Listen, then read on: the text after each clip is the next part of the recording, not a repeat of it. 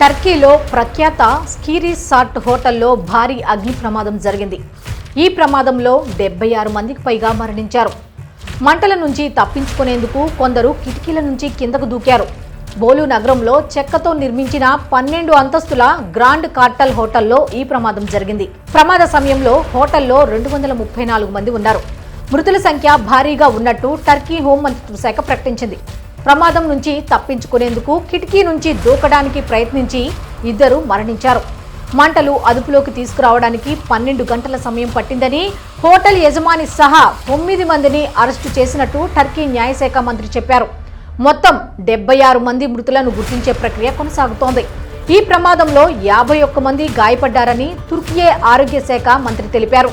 వారిలో ఒకరు అత్యవసర విభాగంలో చికిత్స పొందుతున్నారని, 17 మంది డిశ్చార్జ్ అయ్యారని చెప్పారు.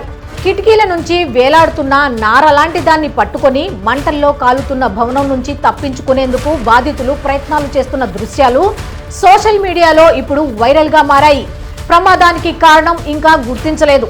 హోటల్ 4వ అంతస్తులోని రెస్టారెంట్ విభాగంలో మంటలు చెలరేగి పై అంతస్తులకు వ్యాపించాయని ప్రాథమిక రిపోర్టులు తెలియజేస్తున్నాయని బోలు గవర్నర్ అబ్దుల్ లాజిజ్ ఐడిన్ చెప్పారు. బోలు ప్రధాన ప్రాంతం నుంచి కట్టల్ కయాలోని హోటల్కు వెళ్లే దారి అంతా మంచుతో గడ్డకట్టిన వాతావరణం ఉండటంతో అగ్నిమాపక యంత్రాలు ప్రమాద స్థలిని చేరుకోవడానికి గంటకు పైగా సమయం పట్టిందని ఐడిన్ తెలిపారు. 267 మంది సిబ్బందిని అత్యవసర సర్వీసుల విభాగం ప్రమాద స్థలానికి పంపింది. మంటలు వ్యాపించినప్పుడు పిల్లలు సహా అతిథులు గదుల్లో చిక్కుకొని ఉన్నారా అన్న కోణంలో దర్యాప్తు చేస్తున్నారు.